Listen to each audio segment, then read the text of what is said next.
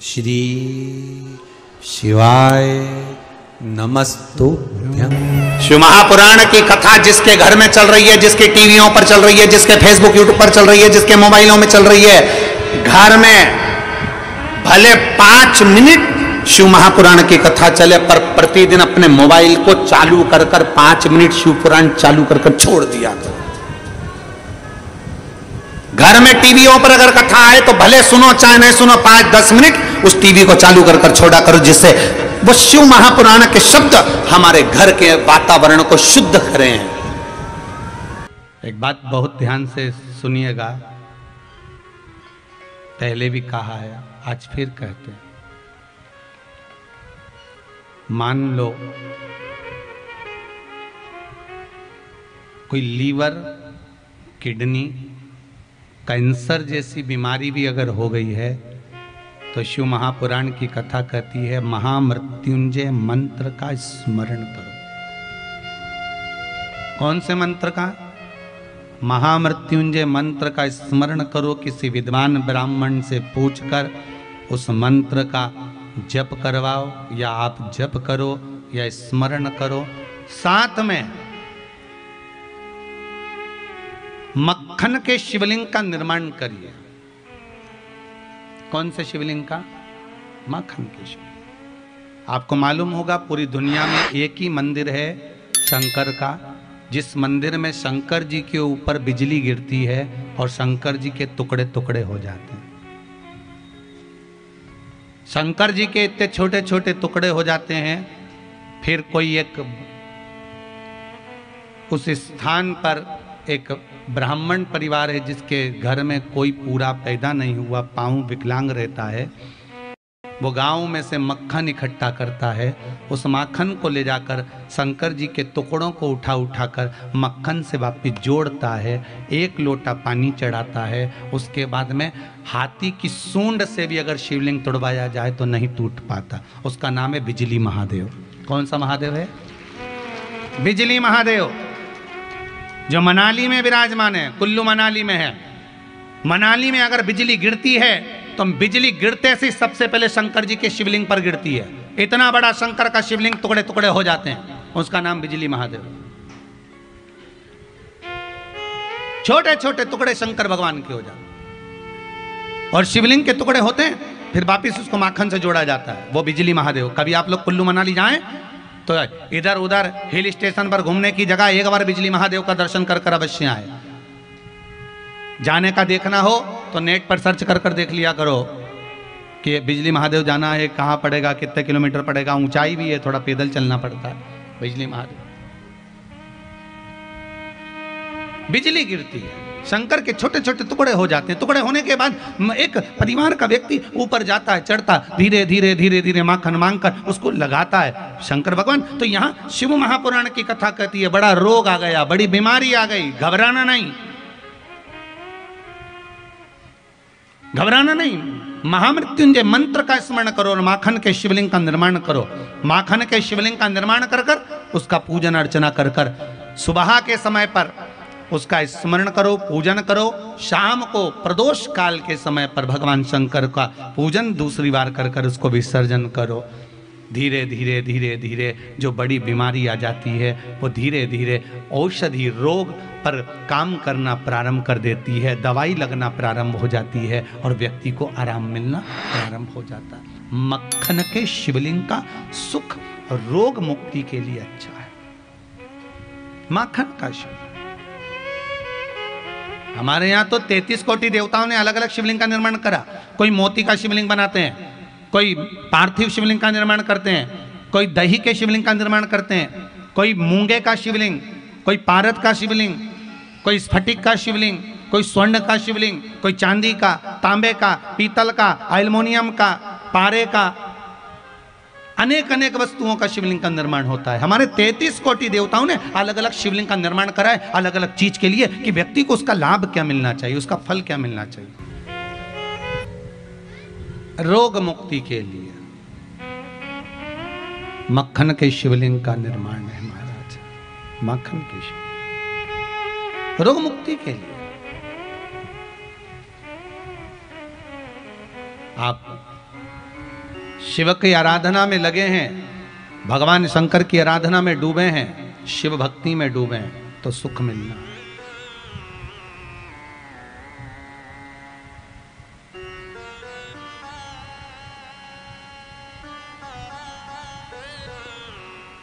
वो प्राप्त जरूर होगा। तारकासुर के प्राण छूट गए, तारकाक्ष, विदुम्माली, कमलाक्ष की, ये तीनों भी चले गए, ये तीनों भी समाप्त हो गए। समय आया, देवादिदेव महादेव के नेत्र बंद थे, बंद नेत्र से अश्रु का एक बूंद नीचे गिरा, और अश्रु का बूंद जब नीचे गिरा, उस अश्रु के बूंद के गिरने पर, अश्रु का एक बूंद जब नीचे गिरता है तो उससे एक बालक जन्म लेता है जिसका नाम अंधकासुर हुआ। क्या नाम पड़ा है? अंधकासुर। अंधकासुर। और वो अंधकासुर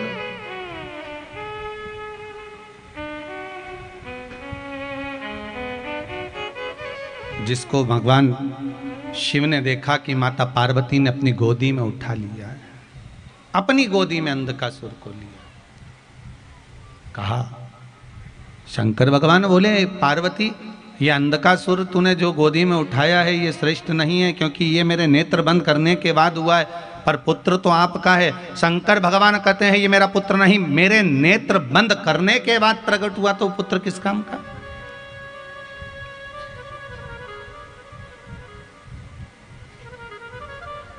वो पुत्र किस काम का? जो नेत्र बंद करने के बाद प्रकट हुआ, उस पुत्र की परिभाषा क्या है?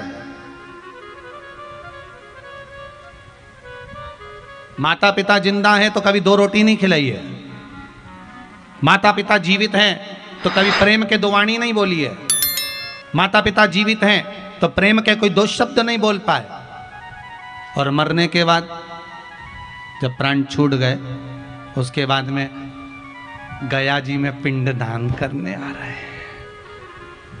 पिंड नहीं कर रहे, पिंड छुड़ा रहे हैं।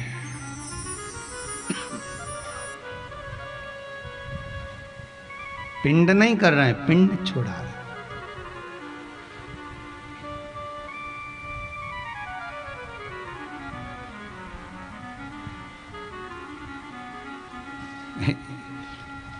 एक पिंडा देने से पिंड छूट जाएगा? जम के तो बोलो जरा, दमदारी से बोलो जरा। गया जी के पास में रहते हो, ये मत सोचना कि एक पिंडा दे दिया तो पिंड छूट गया।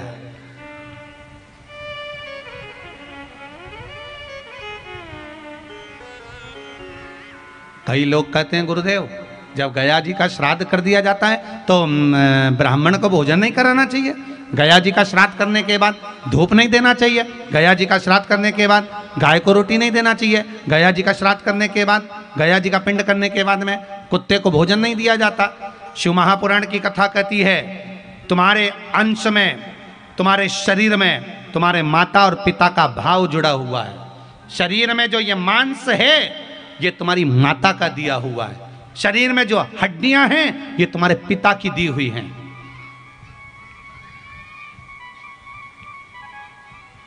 तुम्हारे माता पिता ने तुमको ये हड्डी और ये शरीर में मांस दिया है, और जब तक तुम्हारे शरीर में ये मांस है, जब तक तुम्हारे शरीर में ये अस्थियां हैं, तुम्हारे शरीर में जब तक ये हड्डी और मांस है, तब तक अगर तुम जिंदा हो तब तक भले गया जी का पिंड कर देना, भले तुम्हारे ब्रह्म कपाली कर आना, भले बद्रीनारायण में जाकर छोड़ जाना, काशी में पिंड दियाना, इलाहाबाद का पिंड कर आना, तुम्हारी मर्जी पड़े जहां जाकर पिंड दे देना। पर शास्त्र कहता है, शिव महापुराण, गरुड़ पुराण कहती है, पद्म पुराण, अग्नि पुराण, नर्मदा पुराण कहती है, जब तक शरीर में मांस है और हड्डी है तुम्हारे माँ बाप की दी हुई, तब तक, जब तक तुम जिंदा हो तब तक तो तुम्हें श्राद्ध पक्ष में ब्राह्मण को भी भोजन कराना चाहिए और गाय को भी रोटी देना चाहिए। उनको याद करना चाहिए कि हमारे माता पिता ने ये शरीर दिया है, उसकी दी हुई श्वास हमारे भीतर चल रही है, ये श्वास हमारे अंतर। ये नहीं कि तुमने गया जी में पिंड दे दिया तो पिंड छूट गया तुम्हारे माँ बाप से। नहीं नहीं नहीं,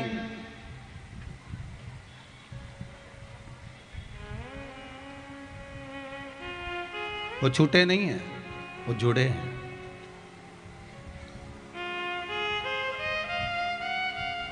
वो दे, प्रदान करे वो। जब तक शरीर है देव।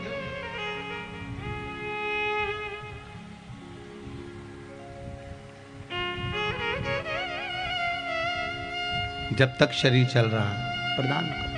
फिर निवेदन करूंगा, शरीर चले और तुम्हारे घर में चले। बहुत अच्छे से समझ लेना, शरीर चले और तुम्हारे घर में चले, तब तक सारे अच्छे काम कर लो, सारे पुण्य के काम कर लो। कौन कौन सी बात का ध्यान रखोगे? शरीर चले और जम के बोलो जरा, तुम्हारे घर में चले, तब तक सारे अच्छे काम कर लो। जिस दिन शरीर नहीं चलेगा और तुम्हारे घर में नहीं चलेगी, तो तुम कोई काम कर पाओगे? फिर तो उनके कहने पे चलना पड़ेगा। किनके कहने पे? वही चंद्र घंटा और वही कुसमांडा, जो घर में 2-3 बहुएं इकट्ठी होती ना, जगदम्बा होन, त्रिवेणी संगम, गंगा यमुना सरस्वती जब इकट्ठी होती है तो ऐसी हलचल होती है। तुम इलाहाबाद में जाकर देखना, प्रयागराज में तीनों नदी जब इकट्ठी हो तो वहां पर एकदम ऐसा बहाव इतनी तेज हो जाता है। तो तुम सोचो कि तुम्हारा घर में जब 3 बहुएं आएंगी, 2 बहुएं आएंगी, 4 बहुएं आएंगी, तो हलचल नहीं होगी क्या? बोलो तो सरी। तुम तो सोचो कि भगवान गुरुजी हमारे घर में शांति रहे, शांति रहे, शांति रहे। गुरुजी तो आशीर्वाद दे कि शांति हो, पर ये 3 घाट की इकट्ठी हो रही हैं, इनका भी तो कुछ होगा।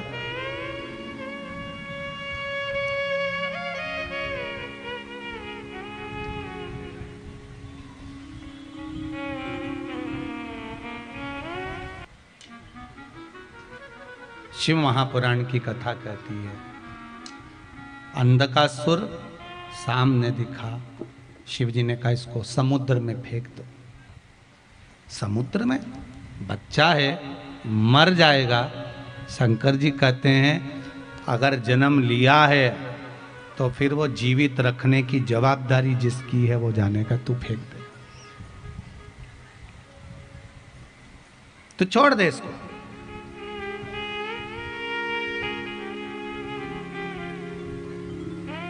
तो इसको जल में छोड़। प्रभु बड़ा भाग्य चाहिए भगवान के चरणारविंद में पहुंचने के लिए, बड़ा भाग्य। फिर निवेदन करेंगे, जिसको जनता चुनती है वो संसद में जाकर बैठता है। कहां जाकर बैठेगा? संसद में। जिसको जनता ने चुना, आपने चुना, जिसको आप चुनते हो वो संसद में जाकर बैठता है, और जिसको मेरा महादेव चुनता है वही शिव महापुराण में जाकर बैठता है। साधारण नहीं है शंकर की कथा में बैठना। शंकर की कथा में वही पहुंचता है जिसको मेरे शंकर ने चुना होता, नहीं तो अच्छा नहीं पहुंच पाता। दुख मिटाएगा तो वही मिटाएगा। शिव पुराण कहती है, भगवान शंकर का चरित्र कहता है। शिव महापुराण की कथा कहती है, भगवान ओगढ़दानी, त्रिकालदर्शी, कैलाशी, अविनाशी, मेरे शंभु, मेरे शिव मना कर रहे हैं, पार्वती से कह रहे हैं कि तुम इसको समुद्र में डाल दीजिए। समुद्र में पार्वती मैया डालने को आतुर नहीं होती, फिर भी उन्होंने समुद्र में उस अंधकासुर बालक को फेंक दिया, जिसको हिरण्याक्ष ने ले लिया, पाल पोस कर बड़ा करा। हिरण्याक्ष के प्राण भगवान ने हर लिए। अकेला अंधकासुर रह गया। उसने तप बल इकट्ठा करा और इतनी तप साधना करी, इतना बल इकट्ठा करा, भगवान से वर मांग लिया कि मेरे प्राण नहीं छूटे, मैं मरूं ना, मेरे प्राण ना छूटे।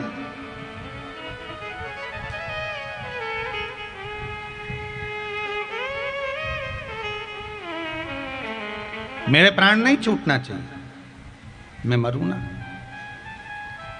एक बात अच्छे से ध्यान रखना महाराज, ये लेन देन सब नीचे चलता है, ऊपर कुछ नहीं चलता।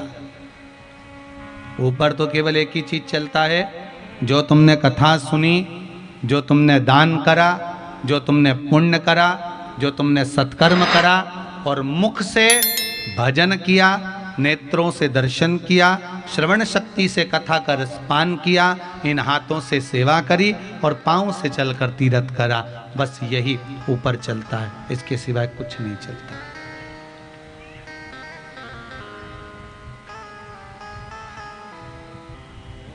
वो तो अच्छा है कि वो नीचे ही चल रही है पैसा, ऊपर चलता होता तो जिनके पास ज्यादा होता ना, तो वो यमराज जब लेने आता ना तो उससे कहे इधर आओ। यमराज कहता हाँ सर बोलिए, 4 पेटी माल ले जाओ, हमारी अम्मा को छोड़ जाओ, पड़ोसन को उठा के ले जाओ, जा। मौत से किसकी रिश्तेदारी, आज हमारी कल तुम्हारी बारी है, जाना सबको है।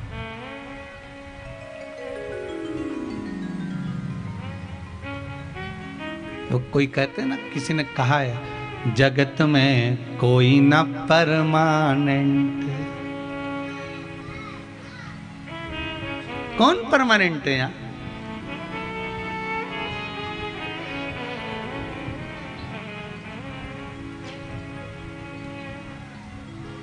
जगत में कोई ना परमानेंट, राम का नाम लेते जाना, शिव का नाम लेते जाना, इस जीवन का क्या भरोसा। महाराज शिव पुराण कह रहे, छोड़ दिया। अब अंधकासुर तप साधना कर रहे हैं कि मेरे प्राण न छूटे, तप करा, ब्रह्मा जी का वर प्राप्त करा। वर मांगो, क्या चाहिए अंधकासुर? अंधकासुर कहते हैं मेरे प्राण न छूटे, मैं मरूं ना, मेरे कभी मरना ही नहीं मुझको। ब्रह्मा जी बोले ऐसा तो कभी हो नहीं सकता कि तुम मरोगे नहीं, मरना तो पड़ेगा, इसके सिवाय तुम्हें जो कुछ मांगना हो तो मांग लो। इसके सिवाय अगर कुछ मांगना हो ना तो मुझे देने में दिक्कत नहीं है, मांग लो। कितना विद्वान था रावण, जिसने मांगा क्या था भगवान से? मुझे वर दीजिए। क्या वर? कभी मरूं ना, मेरे प्राण ना छूटे। रावण ने अपना शीश उतार कर दे दिया अग्नि में, डालते गया। आखिरी में भगवान को प्रसन्न होना पड़ा। ब्रह्मा जी ने कहा मांग क्या चाहिए? अमर कर दो मुझे, मरूं ना। भगवान ने कहा ऐसा नहीं हो सकता, कुछ तो दे दो। भगवान ने कहा मांग ले, क्या चाहिए? मेरी नाभि में अमृत दे दो। ठीक है, नाभि में अमृत रहेगा, बाण छोड़ा जाएगा, तेरी नाभि में लगेगा और तू मर जाएगा। मरना तो तुझे पड़ेगा, ये पक्का। तो रावण कहता है कि नाभि में अमृत दे दो, नाभि में बाण लगेगा तब मैं मरूंगा, तो नाभि में अमृत दे दो। ठीक है, ब्रह्मा जी ने कहा तथास्तु, दे दिया। रावण बोले अभी भी मेरे को जाना नहीं है वापिस, मुझे और कुछ भी मांगना। ब्रह्मा जी ने कहा क्या चाहिए बता? कि जो बाण मेरी नाभि में लगेगा वही बाण मुझे दे दो। भगवान ब्रह्मा जी ने अपना मुकुट उतारा और बाल खुजाकर सोचा, बताओ कितना चतुर है रे, अमृत भी मांग लिया और जो बाण तेरी नाभि में लगेगा वो बाण भी चाहिए। हाँ देव। ब्रह्मा जी ने कहा ले जा, और वो बाण रावण को दिया। रावण वो बाण को लेकर चले गया। अब विभीषण कह रहे हैं मेरे भाई की नाभि में अमृत है, भगवान ने छोड़ा तो मरे ही नहीं, ये तो वापिस जिंदा हो गया। इतने में लक्ष्मण जी विभीषण के पास गए, विभीषण से कहा कि अरे विभीषण इधर आ, तू रावण की साइड है कि हमारी साइड है? विभीषण बोला मैं आप ही की साइड हूं प्रभु, बताओ क्या बात है। तो ये मरता क्यों नहीं, मरे क्यों नहीं है, ये मर क्यों नहीं रहा? तो विभीषण बोला मुझे जहां तक मालूम है कि नाभि में अमृत है और नाभि का अमृत सूखेगा, ये ब्रह्मा जी ने कहा था। नाभि में बाण पड़ेगा, अमृत सूखेगा, ये रावण मरेगा। तो हमारे भाई राम ने 50 बाण मार दिए, मरता क्यों नहीं है ये? तो इतने में हनुमान जी की ओर लक्ष्मण जी ने देखा, लक्ष्मण जी ने हनुमान जी को देखा, हनुमान जी समझ गए जरूर कोई दाल में काला है। हनुमान जी पहुंच गए, एक ब्राह्मण का रूप रखकर ज्योतिषी बनकर लंका में पहुंच गए। लंका में गए तो लंका की जितनी माताएं थी सबका हाथ देख देख के बताते रहे, तुम्हारे यहाँ एक बंदर आया था, उसने आग लगाई थी, उसने ऐसा किया था, उसने वैसा किया था। हनुमान जी सबकी भाग्य बताते जाएं, बताते बताते मंदोदरी के पास खबर पहुंच गई, एक विद्वान ब्राह्मण आया है और बड़ा विद्वान है, सब कुछ बता देता है। अच्छा, मंदोदरी भी आ गई। मंदोदरी ने कहा महाराज जी मेरा हाथ देख दो। इतने में ब्राह्मण के रूप में हनुमान जी ने बोला तेरा नाम मंदोदरी है, बिल्कुल सही। रावण की धर्म पत्नी है, बिल्कुल सही। इतने बेटे, बिल्कुल सही। उनमें से इतने मर गए, बिल्कुल सही। तेरा पति भी युद्ध के मैदान में गया है, बिल्कुल सही। वो ऐसे मरने वाला नहीं है, मर ही नहीं सकता, क्योंकि उसकी सबसे मूल चीज तो तेरे पास है। मंदोदरी बोली बिल्कुल सही, बिल्कुल सही। तेरे पास में मंदोदरी एक ऐसा सामान रखा है जो रावण की नाभि के अमृत को लगेगा तब रावण मरेगा। मंदोदरी ने महाराज इधर आओ, मेरे पास में एक बाण रखा हुआ है, वो बाण जब रावण की नाभि में लगेगा तब रावण मरेगा। तो हनुमान जी ने पूछा वो बाण तेरे कमरे में रखा है, बिल्कुल सही। हनुमान जी बोले वो बाण तेरे कमरे में, पूजन वाले कमरे में रखा, बिल्कुल नहीं। हनुमान जी ने पूछा फिर कहां रखा है?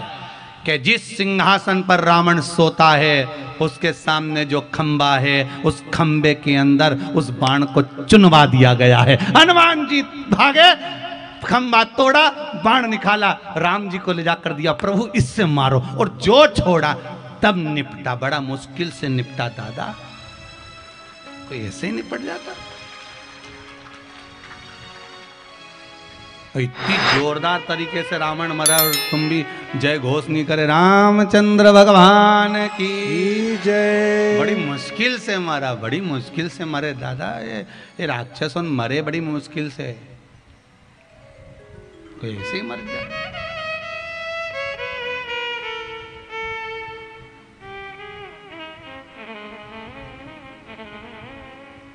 वो बाण छोड़ा गया। मतलब ये निश्चित है कि मरना सभी को है, चाहे कोई भी हो। देखो तुम चाहे बादाम खाओगे तो भी मरोगे, नहीं खाओगे तो भी मरोगे, ठीक है। रोटी खाओगे तो भी मरोगे, नहीं खाओगे तो भी मरोगे, मरना तो है।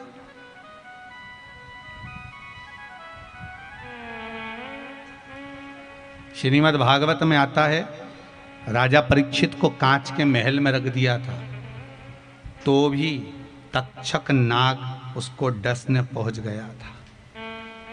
मरना तो है।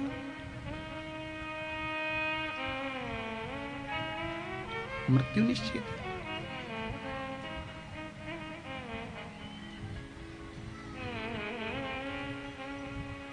बस अकाल मृत्यु वो मरे जो काम करे चंडाल का, काल उसका क्या बिगाड़े जो भक्त हो भगवान का। आप शिव के उपासक हो, आएगी मृत्यु। ऐसा नहीं कि मौत नहीं आएगी, आना है। मरना सबको है, जाना सबको है। कौन बचेगा? जाना सबको पड़े। अरे अंधकासुर कहता है मेरे प्राण ना छूटे, मैं मरूं ना, मरना पड़ेगा। मतलब प्राण छूटेंगे। अगर कुछ वर मांगना हो तो मांग लो।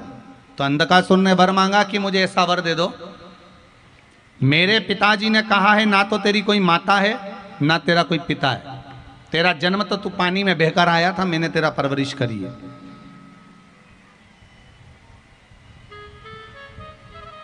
ना माता ना पिता,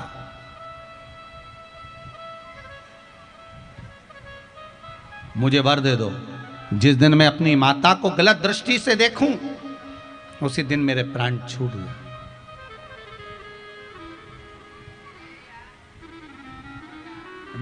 जिस दिन मैं अपनी माता को गलत दृष्टि से देखूं, उस दिन मेरे प्राण छूटे। ब्रह्मा जी ने कह दिया तथास्तु। इतने में अंधकासुर को समझ जाना था कि तथास्तु बोला है मतलब मेरे माता पिता जरूर होंगे, पक्का है, फिक्स है कि माता पिता है, ये पक्का है। अब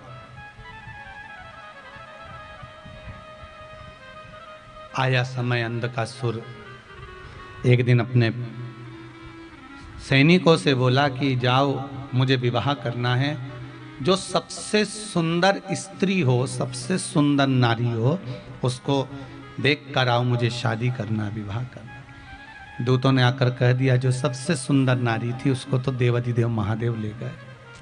शंकर जी के घर पर है वो। तो दुनिया की सबसे सुंदर अगर कोई जोड़ी है तो वो देवाधिदेव महादेव और माता पार्वती की जोड़ी है। बहुत सुंदर। पार्वती जी और शिव जी में सबसे ज्यादा सुंदर कौन है? दोनों में सबसे ज्यादा सुंदर शंकर और पार्वती में कौन है? भगवान शंकर। एक बार गणेश जी ने कह दिया था भोलेनाथ जी से, बाबा पिताजी भगवान विष्णु कितने सुंदर दिखते हैं, ब्रह्मा जी कितने सुंदर दिखते हैं, इंद्र देवता कितने सुंदर दिखते हैं, और एक आप राख लपेट के बैठे रहते हो, भस्म लगा कर बैठे रहते हो, गले में सांप बिच्छू टांग कर बैठते हो, कितने सुंदर हैं वो। ऐसे सुंदर तुम भी हो जाओ ना एक बार, मैं आपको देखना चाहता हूं एक बार सुंदर। शंकर भगवान बोले मेरे को सुंदरता दिखाना नहीं है। नहीं नहीं, तुम एक बार जाओ गंगा जी में नहा के आओ। शंकर भगवान ने कहा नहीं, मैं नहीं जा रही। गणेश जी तो रूठ गए। गणेश जी रूठ गए तो शंकर भगवान गंगा जी में चले गए। गंगा जी में से जैसे ही नहा कर शंकर भगवान आए, आते से ही गणेश जी के मुख से निकल गया कर्पूर गौरम करुणावतारम। गजब की सुंदरता है साहब, इतने सुंदर, इतने सुंदर, गजब के सुंदर। सुनते ही गणेश जी महाराज ने अपने पिताजी से कहा पिताजी मुझे एक वर चाहिए। शंकर भगवान बोले क्या वर चाहिए बोलो। गणेश जी बोले जैसे तुम पहले थे वैसे की वैसी हो जा, वापिस राख लपेट लो, वापिस भस्म लमा लो। भस्म रमा लो? हाँ। वो क्यों? शंकर भगवान ने पूछा वो क्यों? गणेश जी बोले पिताजी बस आप भस्म लगाओ पहले। भगवान शंकर ने पूछा क्यों, बता तो सही। इतने में गणेश जी बोले मैं मेरी माता से ज्यादा सुंदर किसी को नहीं देख सकता, मैं अपनी माँ से ज्यादा सुंदर किसी को नहीं देख सकता, मेरी पार्वती मैया से ज्यादा सुंदर आप नहीं दिखना चाहिए। तो शिव जी ने कहा ठीक है। उस दिन से भोलेनाथ जी ने भस्म चढ़ा ली स्तन पर। अति सुंदर है मेरे शंकर,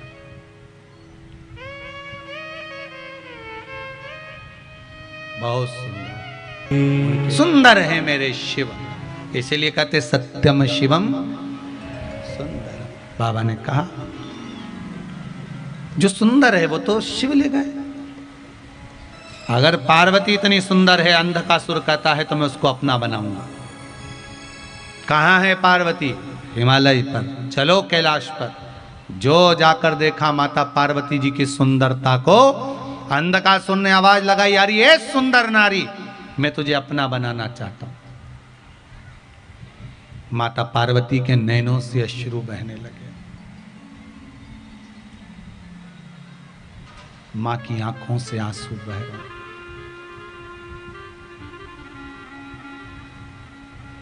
देखो मां बहुत गुस्से में होती है तो भी रोती है, मां बहुत प्रसन्न होती है तो भी रोती है।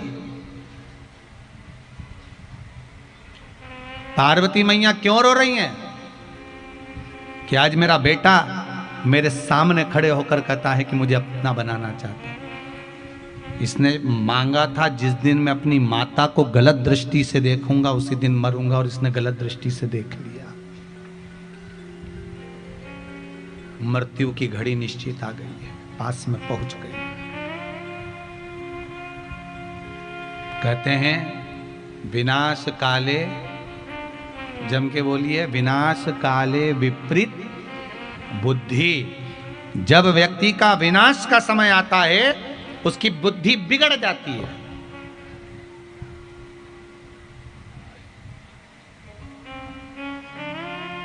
विनाश काले विपरीत बुद्धि। विनाश का समय आएगा। बुद्धि बिगड़ गई। अच्छा खाते खाते, अच्छा रहते रहते, अच्छी जगह पर रहने पर, अच्छे गुरु के साथ रहने पर, अच्छी शरणागति में रहने पर, अच्छा सुख भोगने पर भी अगर तुम्हारे बुद्धि में, विवेक में कुछ गलत चल रहा है, गलत आ गया, समझ लेना उस दिन तुम्हारा विनाश का समय तुम्हारे पास में आ गया। अच्छी जगह पहुंचने पर भी अगर तुम्हारा विवेक काम ना करे। कई लोग मंदिर में जाकर भी लोगों के लिए बुराई मांगते हैं, हे भगवान। कई कई कथा में बैठकर भी बुरा मांगते हैं, हे भगवान उसने ऐसा कर दिया, हे भगवान उसको ऐसा कर देना। क्यों? हम भगवान के मंदिर में अपने लिए मांगने गए हो। समय बर्बाद मत करो। जिस दिन भगवान तुम्हारे सामने आकर खड़ा हो जाए और कह दे मांग तुझे क्या चाहिए, उस दिन अपने लिए मांगना। हे परमात्मा, अगर देना चाहते हो तो इतना दे दो कि आप मेरे घर में मेरे साथ हमेशा रह लो। क्यों? क्योंकि अगर आप कुछ दे भी दोगे, मैं 2-4 लाख मांग भी लूंगा, कितने दिन चलेगा? मैं हैंडसेट मांग भी लूंगा, कितने दिन चलेगा? मैं सोने का हार मांग लूंगा, कितने दिन चलेगा? अगर आप मेरे घर में रहोगे, मेरे साथ रहोगे, तो ये पक्का है कि दुख मुझे कभी नहीं आने वाला। आप मेरे हो जाओ, मैं आपका हो जाऊं, और मुझे चाहिए क्या? आप मेरे हो जाओ, मैं आपका हो जाऊं, और मुझे क्या चाहिए? वो एक भजन की लाइन गाते ना, मेरे घर के आगे भोलेनाथ तेरा मंदिर बन जाए, जब खिड़की खोलूं तो तेरा दर्शन हो जाए। जब आमने सामने रहना होगा, जाना आना होगा। बाबा, जब अपन आमने सामने रहेंगे तो जाना आना भी होगा। तो आप अगर कुछ देना चाहते हो तो बस इतना दे दो कि आप मेरे हो जाओ। दुनिया के लोग कहें कि तुझे इतनी बड़ी समस्या, इतना बड़ा दुख है, इतना कष्ट है, तो एक बात जरूर कहना, अगर समस्या निकट है, अगर समस्या विकट है, समस्या बेकार है, विकट है, तो चिंता मत करना, मेरा शंभू भी मेरे निकट है, मेरे पास में, मेरे करीब में है। मुझे दुख नहीं आ सकता, ये जानती हूँ। मैंने शंकर की कथा सुनी है, मैंने शिव महापुराण की कथा का रसस्वादन करा है, मैंने 7 दिन बैठकर कथा को श्रवण करा है। मुझे शंकर कभी धोखा देगा ही नहीं। दुनिया के सब धोखा दे सकते हैं, पर शंभू नहीं दे सकता, शंकर नहीं दे सकता। वो मेरे साथ, वो मेरे करीब में, मुझसे दूर नहीं मेरा शंकर। मांगा था अंधकासुर ने, माता को गलत दृष्टि से देख लिया, शिव जी को क्रोध आ गया। शंकर भगवान ने उसी समय पर भैरव को प्रकट करा। बटुक भैरव सामने आए और उन्होंने अंधकासुर के प्राणों को हर लिया। अंधकासुर के प्राण चले, प्राण समाप्त हो गए, मर गए, प्राण छूट गए, अंधकासुर के प्राण चले गए। गलत दृष्टि से देखा। और बहुत ध्यान दीजिएगा इन दृष्टि पर, बहुत ध्यान दीजिए। देखिए, आपकी जैसी दृष्टि होगी, सामने वाली सृष्टि वैसी नजर आने वाली। बहुत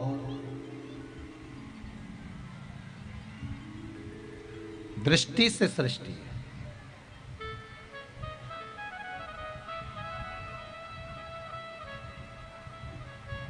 आपकी दृष्टि जैसी होगी वैसे नजर आएगा।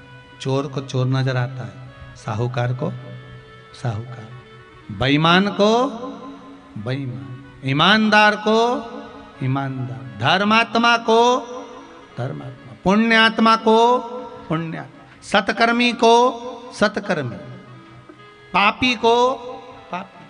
आपकी दृष्टि जैसी होगी, सामने की सृष्टि वैसी नजर आएगी। अंधकासुर के प्राण छूट गए। आगे सुंदर चरित्र आया है। महाराज शंखचूर्ण राक्षस की धर्म पत्नी का नाम था तुलसी, और उस शंखचूर्ण को महाराज भगवान विष्णु ने उसका सात्वित्व डिगा दिया था। शंकर भगवान ने उसका संहार कर दिया था। शंखचूर्ण की पत्नी तुलसी गंडकी नदी बन गई। कौन सी नदी बनी है? गंडकी नदी। गंडकी नदी का रूप धारण कर लिया, और गंडकी नदी बनकर शंखचूर्ण की उस धर्म पत्नी तुलसी ने कहा, सुनो नारायण, आपने मेरा सातित्व डिगाया है, मैं आपको श्राप देती हूं कि आप पत्थर के बन जाओगे। मुझको मुझ गंडकी नदी के अंदर आप प्रकट होगे। और शालिग्राम भगवान कहां से प्रकट होते हैं? गंडकी नदी से। मुझ गंडकी नदी में से आप प्रकट हो गए, गंडकी नदी के भाव से आप प्रकट हो गए। और गंडकी नदी के रूप में शिव तत्व महाराज शंकर भगवान से कहा, भोलेनाथ आपने मेरे पति को मारा है। शंभु आपने मेरे पति को मारा। मैं वचन देती हूं बाबा, आपने मेरे पति को मारा है, मेरा जल आप पर कभी नहीं चढ़ेगा। सारी नदियों में से केवल इस भारत की भूमि पर एक ही नदी ऐसी है जिसका जल शिवजी पे नहीं चढ़ता, वो गंडकी का जल है। कौन सी नदी का जल है? जम के बोलो जरा। गंडकी नदी का, शिव पर नहीं चढ़ता। आप कभी नेपाल जाएं, पशुपतिनाथ का दर्शन करने जाएं, तो वहां पर जल चढ़ता है तो आप कहेंगे कहां से लाएं? गंडकी का जल होगा, नहीं चढ़ाएंगे, मना कर देंगे, ये जल नहीं चढ़ाएंगे। आप अपने साथ में अगर जल लेकर गए हैं यहां से तो जल चढ़ा ले देंगे, पर गंडकी नदी का अगर जल होगा तो मना कर दिया जाएगा कि ये जल नहीं चढ़ाएगा, गंडकी का जल नहीं चढ़ाएगा, मना कर दिया। शिव पुराण कह रही है, वही समय आने पर भगवान शंकर को एक बार क्रोध आया और शिवजी के क्रोध को ब्रह्मा जी ने अवधूतेश्वर रूप जो शिवजी ने धारण करा, उस अवधूतेश्वर रूप का जो प्रभाव वर्णित किया गया है, उस अवधूतेश्वर रूप को शिवजी ने ले जाकर उस क्रोध को समुद्र में दे दिया। समुद्र में दिया जिससे एक असुर उत्पन्न हुआ जिसका नाम जलंधर हुआ। जलंधर की धर्म पत्नी हुई वृंदा। एक बात बहुत अच्छे से ध्यान रखना, जो बच्चा रात्रि में गंदगी कर देता हो, पलंग बिस्तर को गंदा कर देता हो, सुसु कर देता हो, या रात्रि के समय पर बच्चा एकदम चमक जाता हो, या जिस व्यक्ति को रात्रि में भय लगता हो, भय लग रहा हो, आपको पहले भी कहा है कि अगर रात को नींद ना आए तो रात्रि को नींद की गोली खाकर सोने की जरूरत नहीं है। केवल शंकर भगवान की 5 लड़कियों का नाम लीजिए, पलंग पर बैठो, हाथ में थोड़ा सा जल लो, जया जल पी लीजिए, विषहरा, शामली बारी, दौतली और देव, शंकर की जो 5 लड़कियां हैं, भगवान शंकर की 5 लड़कियों का नाम लेकर आचमन कर कर सो जाइए। आपको टेबलेट खाने की जरूरत नहीं पड़ेगी, नींद की गोली खाने की जरूरत नहीं पड़ेगी, एकदम झकास नींद आएगी, एकदम मस्त नींद, चक नींद सो। शिव जी की 5 बेटियां। उसी तरह जिस कोई बच्चा गंदगी कर रहा है, या कोई बच्चा बिस्तर बिगाड़ रहा है, या किसी को रात्रि में बेचैनी हो रही है, रात भर चैन नहीं मिलता, कहीं स्वप्न आ रहा है, कहीं कुछ दिख रहा है, कहीं कुछ हो रहा है, उसको एक ही काम करना चाहिए महाराज, बस एक आटे का दिया बनाइए, उसमें 4 बत्ती रख लीजिए, उसमें सरसों का तेल डाल लीजिए और अवधूतेश्वर महादेव का नाम लेकर, कौन से महादेव? जम के बोलिए जरा। अवधूतेश्वर महादेव का नाम लेकर उस बाती को जलाकर उस व्यक्ति के ऊपर से स्पर्श कराकर उसको किसी भी वृक्ष के नीचे, पीपल आदि का आदि कोई वृक्ष के नीचे या चौराहे आदि का स्मरण हो, वहां पर उस वृक्ष के नीचे उसको रखवा दीजिए। रात्रि के समय पर व्यक्ति फिर कभी नहीं चमकता, गंदगी नहीं करता। अवधूतेश्वर महादेव। कोई पैसा खाकर भग गया, नहीं दे रहा, बहुत प्रार्थना कर ली, नहीं दे रहा, 7 सफेद फूल, कितने फूल होना चाहिए? 7 सफेद फूल अवधूतेश्वर महादेव के नाम से शिव जी को चढ़ा दीजिए। एक एक फूल को जब चढ़ाओ तो जिस व्यक्ति से धन लेना उसका नाम और गोत्र बोलते जाना और उसको कहते जाना, मेरा इतना धन है बाबा, आपको दिलाना है। अवधूतेश्वर महादेव का नाम लेकर शंकर के शिवलिंग पर चढ़ा दीजिए। 3 महीने के अंदर पैसा हाथ जोड़कर देकर जाएगा। बेचैनी होने लगती है, पैसा चुकाए बगैर रह ही नहीं सकता। अवधूतेश्वर महादेव। कौन से महादेव हैं? अवधूतेश्वर, शिव का एक नाम है।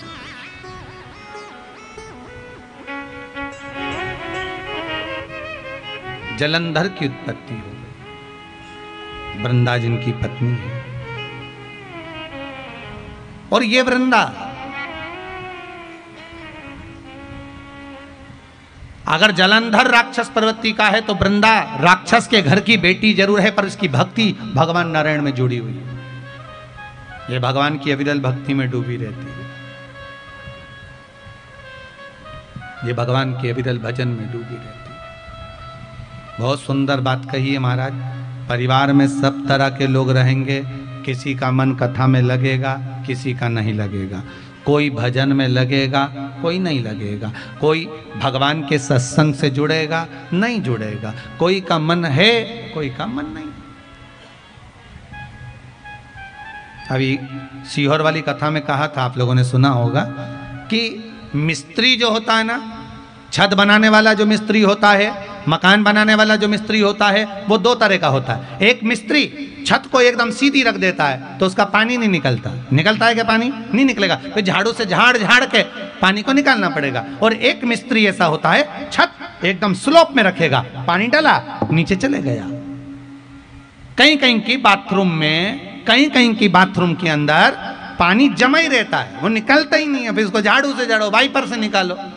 सही है कि गलत है? और कहीं कहीं की बाथरूम ऐसी, पानी कहीं पे भी डाल दो, सीधे पाइप में जाएगा और बाहर निकल कर चले जाएगा। वो दो तरह के लोग भगवान ने पैदा करे हैं। भगवान भी बहुत बड़ा मिस्त्री है, उसको भी मालूम है। उसने दो तरह के लोगों को पैदा करा। एक वो जो कहीं कथा हुई, सत्संग हुआ, भजन हुआ, कीर्तन हुआ, सत्य से कथा में चले जाता है, उसका ढाल में रहता है, तुरंत चले गया। और कहीं कहीं का लोग ऐसा रहता है कि झाड़ू से झाड़ झाड़ के भेजना पड़ता है। कथा हो रही, चलो, कथा हो रही, चलो, झाड़ू से झाड़ो, तब जाकर ये निकलते हैं। चलो कथा हो रही है, फोन लगाओ, कथा हो रही है, आओ साहब कथा हो रही है। मतलब इनको झाड़ू से झाड़ झाड़ के पानी को निकालना पड़ता है कि चल कथा में चल, चल कथा में चल, चल सत्संग में चल।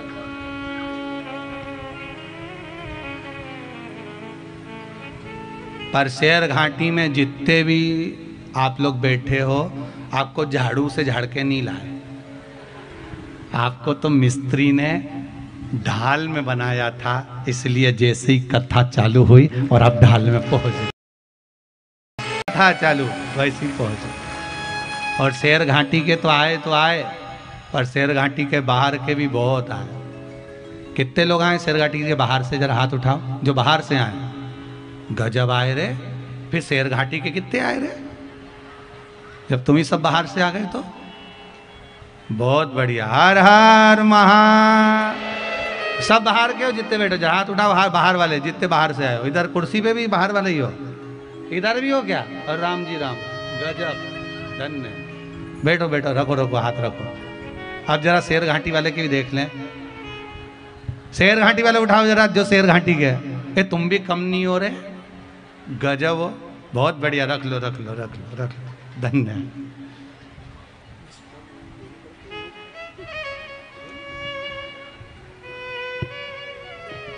बढ़िया, बहुत बढ़िया।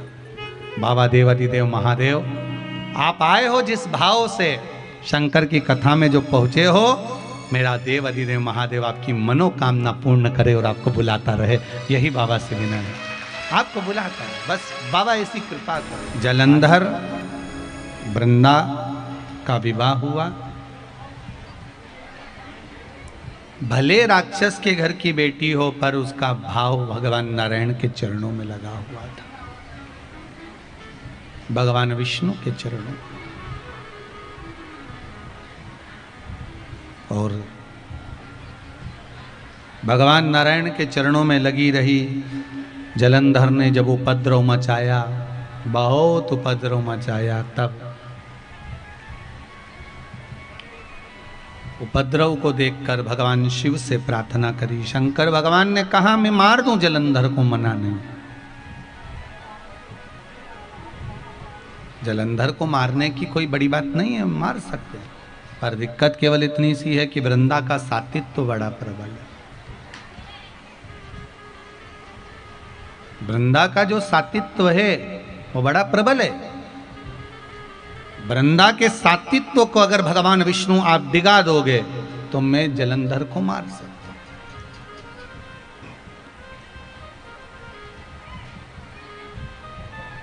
हूं। वृंदा के सातित्व को अगर डिगाया जाए तो फिर भगवान विष्णु ने कहा ठीक है। भगवान नारायण वृंदा के कक्ष में पहुंच गए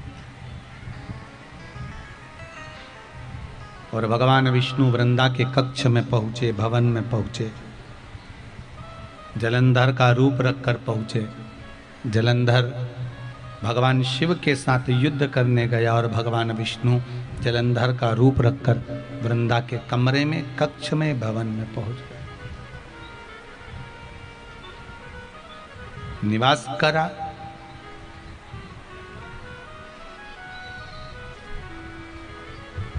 एक नारी का सातित्व बड़ा प्रबल होता है और अगर वही सातित्व दिख जाए तो उसकी कोई फिर मूलता नहीं रहती।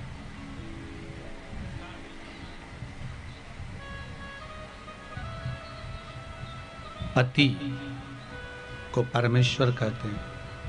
क्या कहते हैं? जम के बोलो जरा। परमेश्वर।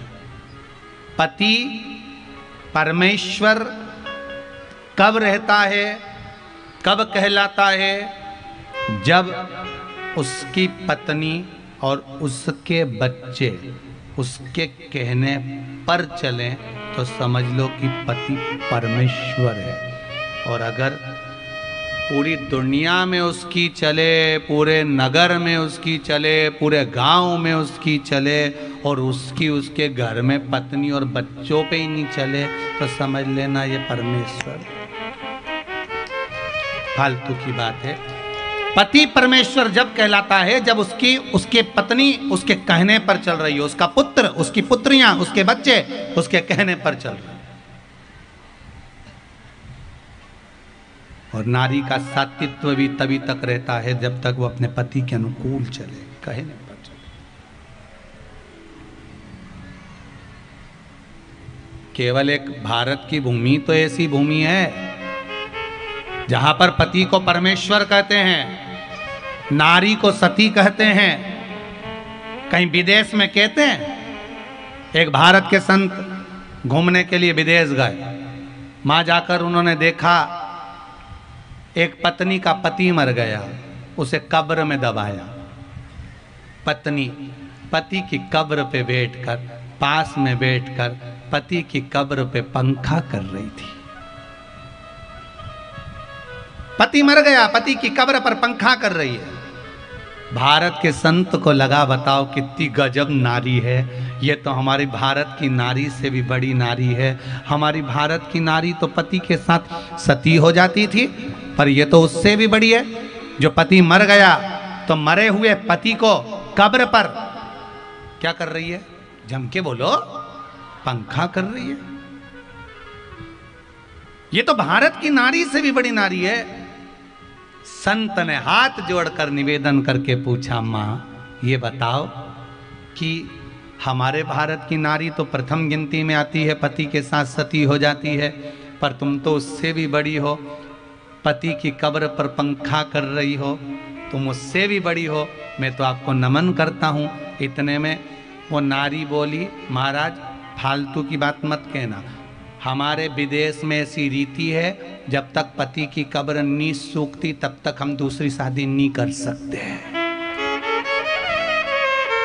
इसलिए पंखा कर कर कर सुखाया। संत ने अपना चिमटा उठाया, कमंडल उठाया, सीताराम करते करते चले गया कि भारत की भूमि जैसी नारी नहीं हो सकती, रहने दे दादा। ये विदेश की नारी विदेश की अच्छी, अपनी तो यहीं की अच्छी, यहीं की अच्छी। कौन जाने इनको। चले जीवन की सार्थक। जलंधर के प्राण छूटे, वृंदा का सातित्व टूटा। जलंधर के प्राण छूटे, जलंधर का शीश कटा हुआ वृंदा की गोद में जाकर गिरा। जब गोद में आया तब रोती हुई बोली, तुम कौन? नारायण को पहचान गई, क्रोध में आ गई। वृंदा ने कहा, नारायण तुमने मेरा सातित्व डिगाया है, मैं श्राप देती हूँ, तुम पत्थर के हो जाओगे, मैं तुलसी का क्यारा बनूंगी। तुलसी का दल, तुलसी का दल शिव पर नहीं चढ़ेगा, मंजरी जरूर शंकर पर चढ़ती है। शंकर पर मंजरी चढ़ेगी और तुलसी दल नहीं। और तुलसी दल भगवान शंकर पर केवल एक दिन, बैकुंठ चतुर्दशी का दिन, आज का बैकुंठ चतुर्दशी का दिन, केवल एक दिन रात्रि को 12 बजे से 4 बजे के बीच में तुलसी का दल शंकर भगवान पर चढ़ता है और बेलपत्र भगवान श्री हरि नारायण को, ठाकुर जी को चढ़ती है। इन दोनों को उठाकर शहद की शीशी में भरकर रख लिया जाता है, दोनों को डालकर। जो बच्चा पढ़ने में कमज़ोर होता है, जो एग्ज़ाम में पास नहीं हो पाता है, उसको 1 महीने तक वो शहद बैकुंठ चतुर्दशी का चटाया जाता है। बच्चा पढ़ने में होशियार हो जाता है, उसकी बुद्धि प्रबल हो जाती है। आज वो बैकुंठ चतुर्दशी का स्मरण भगवान शिव औघड़दान, आनंद देने वाले, भगवत स्मरण कराने वाले, भगवत तत्व को प्रदान कर। महाराज भगवान आनंद की राशि है। शिव तत्व को प्राप्त का साधन बैकुंठ चतुर्दशी को हरिहर मिलन का बड़ा मूल आनंद है। महाराज हरि, भगवान हरि और हर का मिलन। शिव महापुराण की कथा कहती है, भगवान के पावन चरणों का स्मरण करते हुए लक्ष्य तत्व तक पहुँचें और अपने जीवन को सार्थक बनाते हुए शिव तत्व की ओर वंचित, शिव तत्व की ओर जावे। जब हम भगवान शंकर के पावन चरणारविंद की ओर अग्रण्य होते हैं, भगवान शंकर के चरणारविंद की ओर जब हम जाते हैं, तो हमारे जीवन के कई दुख कष्ट अपने आप मिट जाते हैं।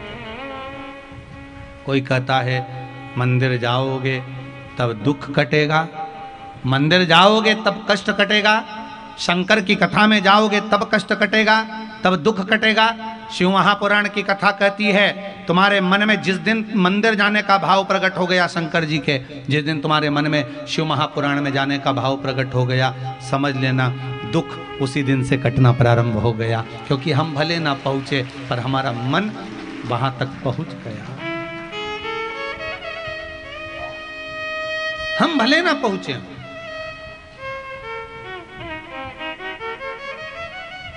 हम भले मंदिर तक नहीं पहुंचे, हम भले शिव महापुराण तक नहीं पहुंचे, पर हमारा चित्त, हमारा मन, हमारी वृद्धि, हमारी बुद्धि, हमारा चित्त पहुंच गए। और ये मन ही तो पहुंचना चाहिए, ये मन का पहुंचना ही तो जरूरी है। फिर वही वाली बात आ गई, ये मन बड़ा चंचल है, कैसे तेरा भजन करूं, जितना इसे समझाऊं उतना ही मचलता, उतना ही मचलता। जितना इसे सत्संग की ओर लेकर जाते हैं, जितना इसको स्मरण की ओर लेकर जाते हैं, जितना इसको सत्संग भजन की ओर लेकर जाते हैं, ये उतना मचल जाता है। शेर घाटी वालों को तो ये मौका भगवान की कृपा से प्राप्त हो गया, देवाधिदेव महादेव की कृपा से प्राप्त हो गया। और भी निवेदन है, कहीं का रह गया हो तो भी हाजिरी लगा लेना। 2 दिन बचे हैं कथा के। कितने दिन बचे हैं? 2 दिवस।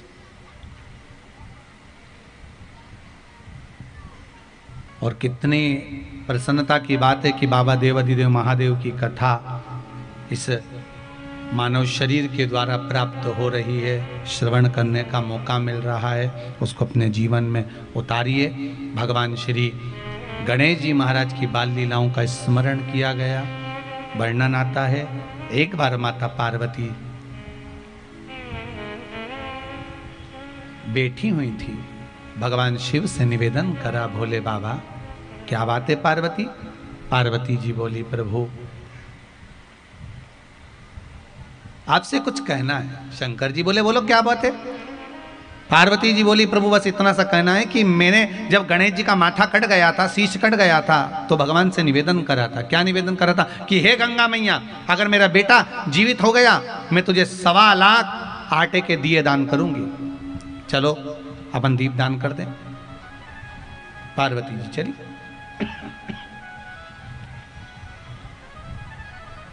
सवा लाख आटे के दिए बना लिए, गणेश जी को साथ में ले लिया। गंगा जी के घाट पर पहुंच गई पार्वती जी। शंकर जी पार्वती जी इधर, गणेश जी को बिठा दिया उधर। छोटे से गणेश जी थे, बिठा दिया वहां।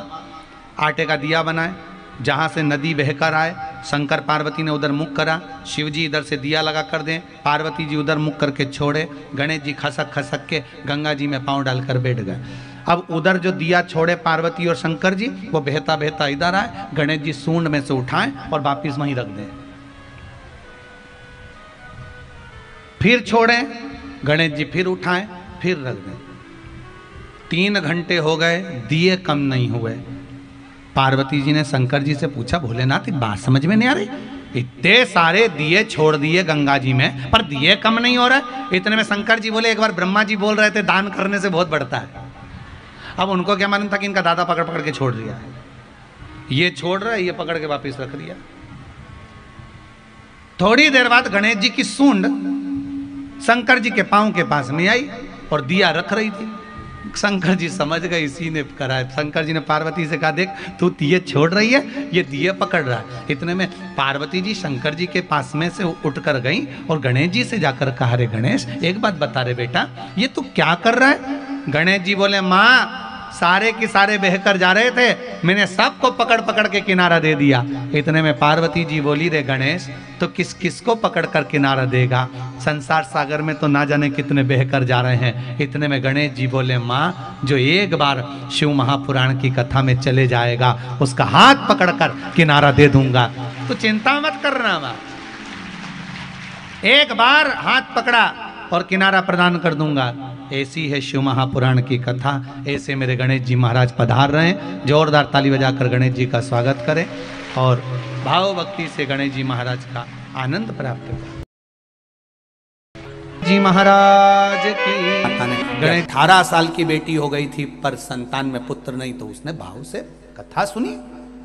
ऐसे आपके भीतर अगर 20 साल हो गए, 25 साल हो गए, 30 साल हो गए, संतान का सुख ही नहीं है, लाल चंदन का लेपन बाबा भोलेनाथ पर करना प्रारंभ करो। पीठिका पर लाल चंदन का लेपन करना प्रारंभ करो। लाल चंदन से बाबा का श्रृंगार करना प्रारंभ करो। एक बेलपत्री पर लाल चंदन, दोनों पत्ती नीचे वाली, जो नीचे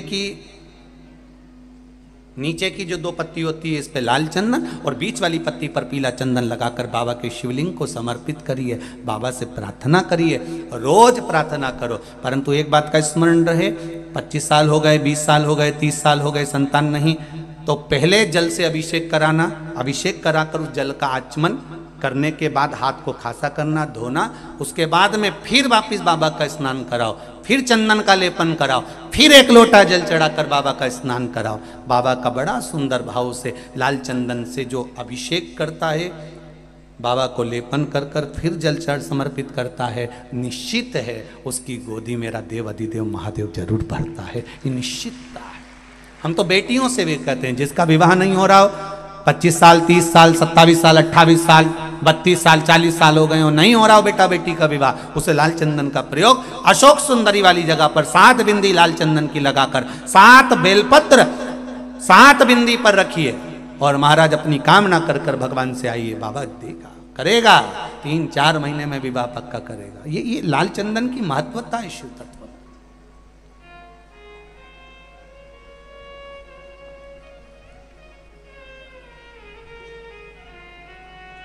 रोग बढ़ गया, बेलपत्री के वृक्ष के नीचे दीप लगाना प्रारंभ करो। बाबा से विनती कर कर घी का दिया लगाइए बेलपत्र वृक्ष के नीचे, बाबा से निवेदन करें, रोग निवारण मिलता है सच्चा सुख केवल भगवान तुम्हारे चरणों में, भोलेनाथ तुम्हारे चरणों में। ये जीवन का सुख है। भगवान शंकर के चरणारविंद का अगर सुख मिल जाए तो इससे बढ़कर कोई सुख नहीं।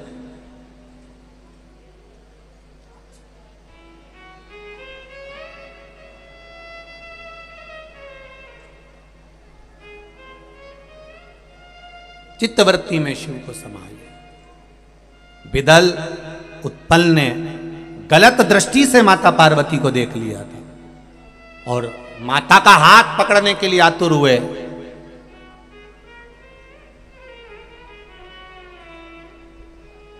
क्रोध आ गया मां को। मां ने मुंदुक पड़ा था उस कुंदुक का प्रहार कर दिया। शिव जी के चरणों में जाकर वो कुंदुक गिरा। विदल उत्पल तो मर गए, पर कुंदुक शंकर भगवान के चरणों में गिरा तो शिव जी का नाम कुंदकेश्वर महादेव पड़ गए। औषधि के लिए कोई बीमारी हो, कोई रोग हो, और उस बीमारी रोग में कल एक माताएं थी जहाँ ठहरे हैं सेवा भारती के बच्चे, मिला रहे थे उनसे, तो वो कह रही थी, कोई थे नगर पालिका में, वो सर्विस करते हैं, तो उनकी धर्म पत्नी को कहीं कैंसर का रोग होगा, तो उन्होंने कहा गुरुदेव बाबा की कृपा ऐसी रही गुरुजी कि हम शिव के भरोसे पर जल पीना चालू कर, और बाबा ने हमारी रक्षा कर। आप ही हैं? हाँ जी। दोनों हाथ हिला दो एक बार। श्री शिवाय नमस्तुभ्यम।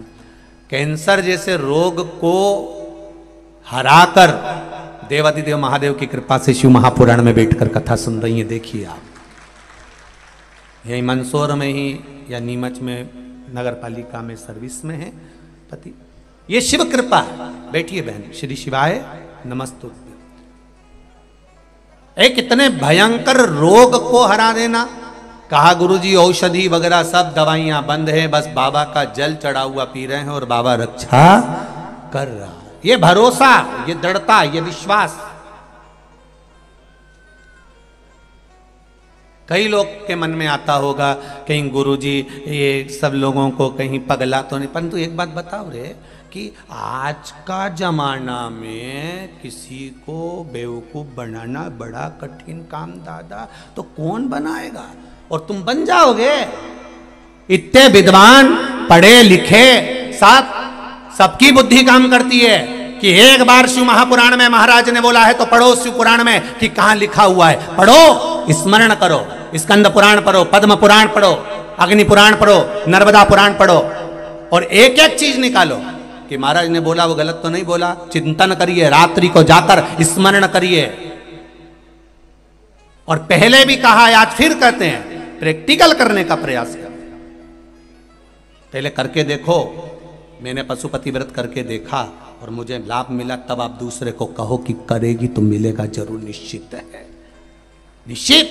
कहने वाले तो कह देते हैं कि बताओ वहां बैठ गए होंगे और कह दिया होगा, लोग तो पागल जैसे हो गए हैं, लोगों में तो अकल ही नहीं है, बुद्धि नहीं है। कौन किसी को मूर्ख बना दे? नहीं नहीं साहब, आज का जमाना विद्वत्ता का जमाना है, लैपटॉप और कंप्यूटर का जमाना है। 4G समाप्त हो गया, कल से 5G चालू हो गया। कल से ही चालू हुआ है 5G। 4G समापन हो गया, 5G चालू हो गया। इतना विद्वत्ता का युग चल रहा है, कोई किसी को अपशब्द नहीं कहता और कोई किसी को कुछ नहीं कहता। ये तो अपने विवेक की बात है। शंकर भगवान अगर आपके दिल में बैठे हैं, हृदय में बैठे हैं, तो ये किसी ने बेवकूफ बनाकर नहीं बिठाया। ये आपके भीतर की रुचि भगवान शंकर के प्रति जागृत हुई, तब आप शिव के हो पाए, तब आप शंकर के हो पाए। शिव ऐसे ही नहीं मिल जाता है। अब इन दीदी ने भी तो प्रयास करा होगा कि एक लोटा पानी चढ़ाकर तो देखूं, शिव सुनेगा मेरी, और यह विश्वास रखकर उन्होंने जल चढ़ाया और पानी पिया, तो कैंसर जैसे बीमारी से भी मुक्त हुई है। कैंसर जैसी बीमारी को भी पीछे पछाड़ दी। ये भीतर की विश्वास, भीतर की दृढ़ता, भीतर का भरोसा, ये कहां से लाओ? और मेरी माताओं से, मेरी बहनों से, मेरे भाइयों से और मेरे जितने बंधु यहाँ बैठे हैं, बेटा बेटियां, सबसे निवेदन करूंगा, आप प्रतिदिन बिना शर्म के, बिना संकोच के एक लोटा जल चढ़ाने शिव मंदिर जरूर जाओ। वो तुम्हारा अंतिम समय तक हाथ नहीं छोड़ेगा, उछाल देता रहेगा, नीचे नहीं गिरने देगा। एक ठेला चलाने वाले से भी कहूंगा, एक भीख मांगने वाले से भी कहूंगा, कब तक भीख मांगोगे? और भगवान परमात्मा ने तुम्हें भीख मांगने के लिए नहीं भेजा है राष्ट्र में।